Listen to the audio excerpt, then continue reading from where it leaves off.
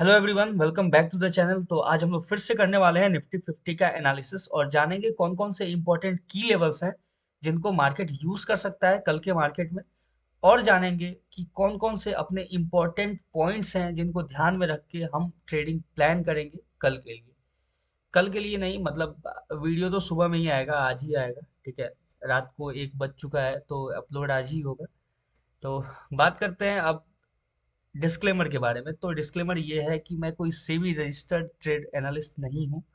तो जो भी प्लान करना, अपना ट्रेड अपने रिस्क रिवॉर्ड को ध्यान में रखते हुए करना और अपने लेवल्स के ऊपर ही करना। ठीक है, ये बस एक एजुकेशनल वीडियो है। मैं जो भी एनालिसिस करता हूँ वो प्योर मार्केट स्ट्रक्चर और प्राइस एक्शन के बेसिस पे होता है। अब बात करते हैं, आपने अगर मेरा प्रीवियस एनालिसिस वीडियो नहीं देखा है तो आप उसको जाके एक बार देख लेना। कैसा मेरा एनालिसिस था, कितना एक्यूरेट था, कौन कौन से लेवल्स को यूज किया है, इन सब के बारे में अगर आपको जानना है तो आप प्रीवियस वीडियो एक बार जाके चेकआउट कर लेना, आपको पता चल जाएगा। अब बात करते हैं अपने इम्पोर्टेंट की लेवल्स के बारे में। ठीक है, तो जो अपना इम्पोर्टेंट की लेवल है उसके लिए पहले हम लोग 15 मिनट के टाइम फ्रेम पे एक बार चेक करते हैं। तो 15 मिनट के टाइम फ्रेम पे आपके सामने निकल के आता है जो पहला आपका इम्पोर्टेंट की लेवल है। ठीक है, वो ये है अपसाइड के लिए। ये पहला की लेवल है। मैंने ये ड्रॉ पहले से भी किया हुआ था। कल के एनालिसिस को आप एक बार चेक करोगे तो आपको पता चलेगा। मैंने ये एग्जैक्ट की लेवल को ड्रॉ किया हुआ था और मैंने बोला था कि यहाँ से आपको रिजेक्शन देखने को मिल सकता है।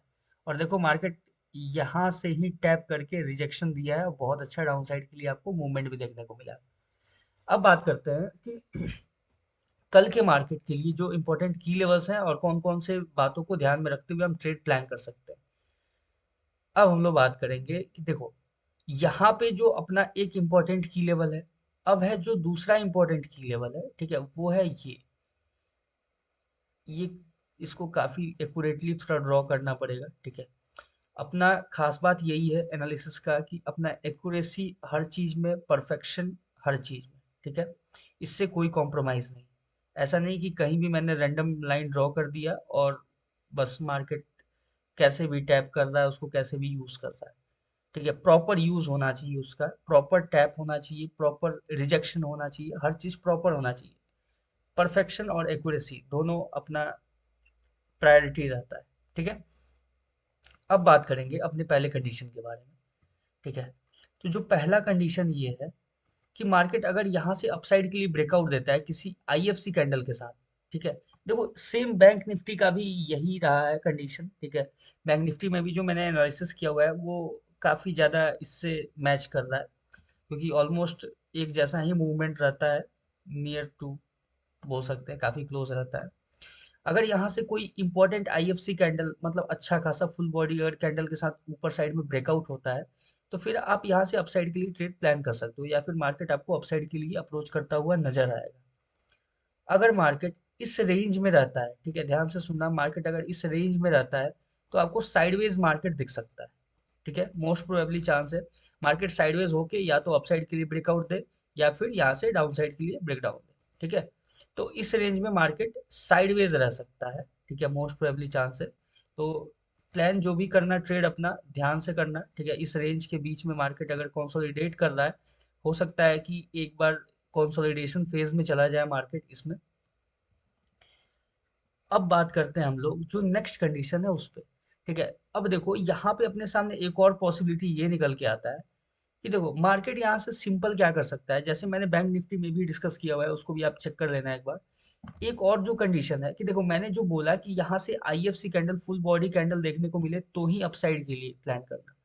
अदरवाइज अगर यहाँ से मार्केट अपसाइड के लिए ब्रेकआउट देता है और ब्रेकआउट देने के बाद कोई रिजेक्शन देता है या फिर रिजेक्शन कैंडल देखने को मिलता है, तो फिर वहां से आप कंटिन्यू डाउन साइड के लिए प्लान कर सकते हो और बहुत अच्छा आपको ये लेवल तो देखने को मिलेगा ही, इसके और डाउन में भी आपको देखने को मिल सकता है मार्केट। ठीक है, बहुत अच्छा फॉल यहाँ से देखने को मिल सकता है। तो फिलहाल के लिए इसको यहीं तक रखते हैं। ठीक है, जब नीचे के लेवल्स को ड्रॉ करेंगे उसके बाद फिर नीचे के लेवल्स पे बात करेंगे। अब हम लोग एक बार 15 मिनट पे चलते हैं और देखते हैं कि डाउन साइड में अपना कौन कौन सा इंपॉर्टेंट की लेवल है। ठीक है, अब देखो कि यहाँ पे ये एक ब्रेकर ब्लॉक नजर आ रहा है। ठीक है, मैंने इसको बोला था, आपको बोला था मैंने कि इसको मार्केट यूज कर सकता है। नहीं, शायद ये नहीं था, ये पहले पहले का था। सॉरी, मार्केट यहाँ पे ओपन हुआ था, मैं भूल गया था, ठीक है। तो अब बात करते हैं, देखो ब्रेकर ब्लॉक जो मैं यूज करता हूँ ना, ठीक है, देखो ध्यान से देखो, यहाँ पे एक ब्रेकर ब्लॉक क्रिएट हुआ, ठीक है, इस ट्रेंड के बीच में मार्केट अपसाइड के लिए अप्रोच किया, डाउन के लिए जब आया, सेम उस ब्रेकर ब्लॉक को टैप करके यहाँ से अपसाइड के लिए मूव किया है, ठीक है। तो ऐसे यूज कर सकते हो आप चाहो तो फर्दर। अब बात करते हैं कि मार्केट में अपना डाउन साइड का व्यू कब होगा।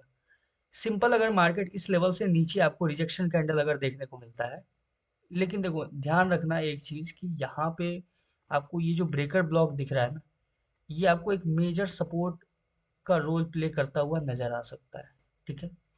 तो ये जो लेवल रहेगा ना, ठीक है, मार्केट फर्दर आपको देखो, अगर अपसाइड में यहाँ पे इस लेवल पे कोई रिजेक्शन कैंडल देखने को मिलता है, तो फिर यहाँ से आप डाउन साइड के लिए प्लान करना, हो सकता है कि मार्केट डायरेक्ट इस ये जो ब्रेकर ब्लॉक है ना, ये ब्रेकर ब्लॉक को भी डाउन साइड के लिए ब्रेक कर दे। क्यों कर दे? क्योंकि देखो एक बार और दो बार, मार्केट दो बार इस लेवल को अभी बहुत ही शॉर्ट टर्म में दो बार यूज कर चुका है, ठीक है। तो देखो चाहे दुनिया में कोई भी सपोर्ट हो, कोई भी रेसिस्टेंस हो, अगर कंटिन्यू दो से तीन बार अगर यूज होता है, तो वो वीक हो जाता है और वो ब्रेक हो सकता है।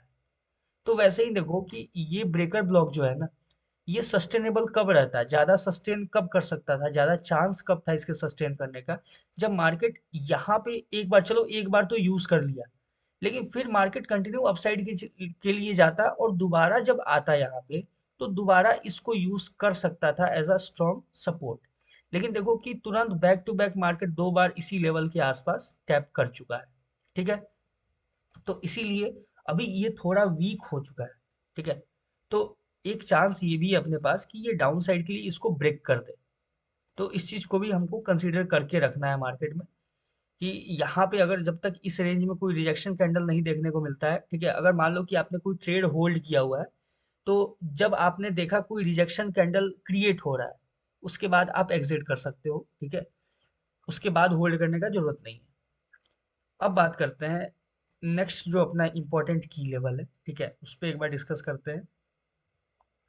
एक बार 30 मिनट्स पे भी चेक कर लेते हैं, अगर कोई अपने पास इंपॉर्टेंट लेवल हो। देखो एक तो है कि जो शार्प ये जो सप्लाई आया हुआ है ना, सॉरी डिमांड जो आया हुआ है, ठीक है, ये जो लेवल है ना, ये लेवल को टैप करने के बाद मार्केट अपसाइड के लिए जरूर मूव करेगा, ठीक है, ऐसा पॉसिबिलिटी है मार्केट में, ठीक है।